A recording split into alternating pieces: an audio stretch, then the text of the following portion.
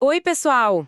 Hoje a gente vai mergulhar numa passagem bíblica assim, super forte, sabe? Isaías 6. É aquela visão do profeta Isaías. Ele tá lá diante do trono de Deus e tem aqueles seres incríveis de fogo puro, serafins, voando em volta. E olha, a gente tem aqui uma análise bem interessante que olha para essa cena de um jeito diferente do habitual. Porque normalmente a gente pensa assim: ah, foi Deus, YHW, quem purificou Isaías ali diretamente. Mas, ok, vamos dar uma olhada mais de perto nisso. O texto mesmo, lá em Isaías 6, versículos 6 e 7, ele detalha, né? Diz que foi um serafim, um deles, pega uma brasa viva do altar, voa até Isaías, toca nos lábios dele e fala: tá purificado. Tipo, por conta própria, aparentemente. Então, nossa conversa hoje é para tentar entender o que essa ação do anjo significa. Vamos explorar umas interpretações que vão além, sabe? Umas coisas meio místicas, até esotéricas que essa análise traz. Na tradição judaica, o nome já diz, os ardentes. São seres de fogo puro, celestiais, bem próximos do trono. Eles são muito ligados à ideia de Din, a força do juízo divino, sabe? E claro, a purificação pelo fogo. Aquela que queima mesmo, que consome a impureza. Hum, essa coisa do fogo parece ser a chave para essas outras leituras, certo? Como é que a Cabala vê isso, por exemplo? Exatamente. Para Cabala, esse fogo do serafim tem uma conexão direta com a Sefirá de Gevurá. Gevurá é força, é julgamento rigoroso, mas é também essa purificação intensa, que corta, que queima o que não presta mais, entende? E o fascinante aqui não é bem um perdão como a gente pensa, tipo jurídico. É mais uma transformação profunda, quase uma alquimia da alma. Algumas correntes, tipo a mística Merkavá, que fala da subida ao trono, veem essa visão de Isaías como ele participando mesmo de um rito lá no céu, sabe? Uma iniciação cabalística. Uma iniciação.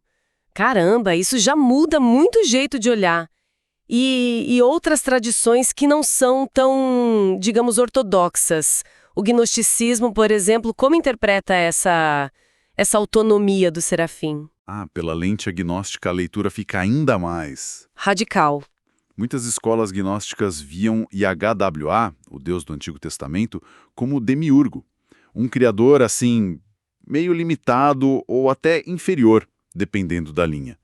Nessa visão, os anjos, ou pelo menos alguns deles, como os serafins, poderiam ser tipo emanações do pleroma, da plenitude divina original, e talvez agissem com uma certa independência desse demiurgo.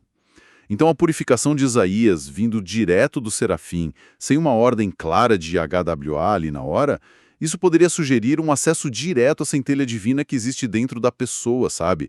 Sem precisar passar pelo Deus ciumento, como algumas fontes gnósticas chamavam o demiurgo. Entendi.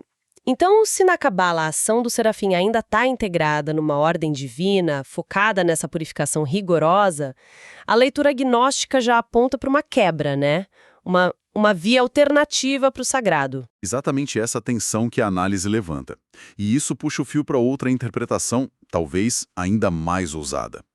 Eita, aqui é onde fica realmente interessante, então. Tem uma leitura que algumas pessoas chamariam de luciferiana. É polêmico, eu sei, mas a ideia aqui é que o anjo de fogo, ele não seria só um servo, seria um portador da luz.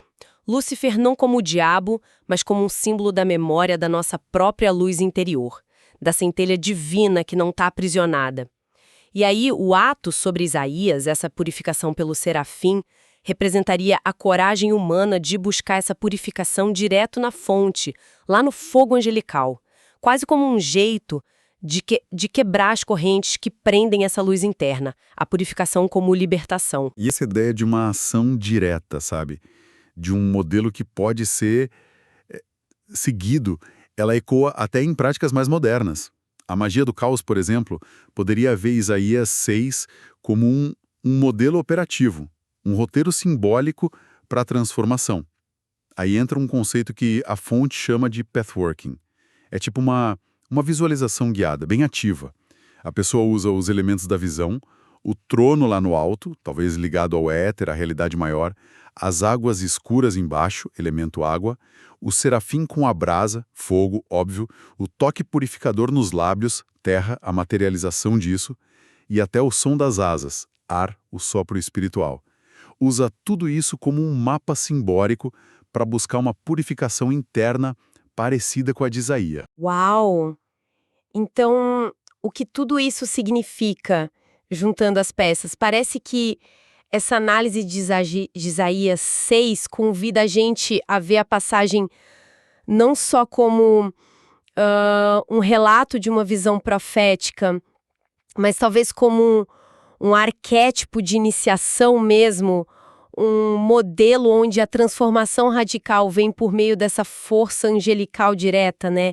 Desse serafim de fogo. Sim, se a gente conecta isso num quadro maior, a perspectiva muda bastante. A gente sai um pouco daquela ideia de depender só da graça divina, que vem de forma passiva, e vai para um processo ativo, quase, técnico, de purificação pelo fogo. Um processo que, segundo essas leituras místicas e esotéricas, é mediado por essas forças, anjos, serafins, e que talvez possa ser compreendido, ou quem sabe até acessado, por quem busca essas chaves. E isso, acho, nos deixa com uma pergunta final, bem provocadora para pensar. Se a purificação, essa transformação interna profunda, pode ser, digamos, catalisada por intermediários como os serafins, ou até ativada por técnicas que usam esses arquétipos, o que isso diz sobre o nosso próprio potencial aqui dentro? Sugere, talvez, que o acesso ao sagrado, aquela nossa luzinha interior, possa ser mais direto, mais ao nosso alcance do que a gente costuma pensar. Depende, quem sabe, da nossa disposição de ir atrás dessa chama, né? Fica aí a reflexão.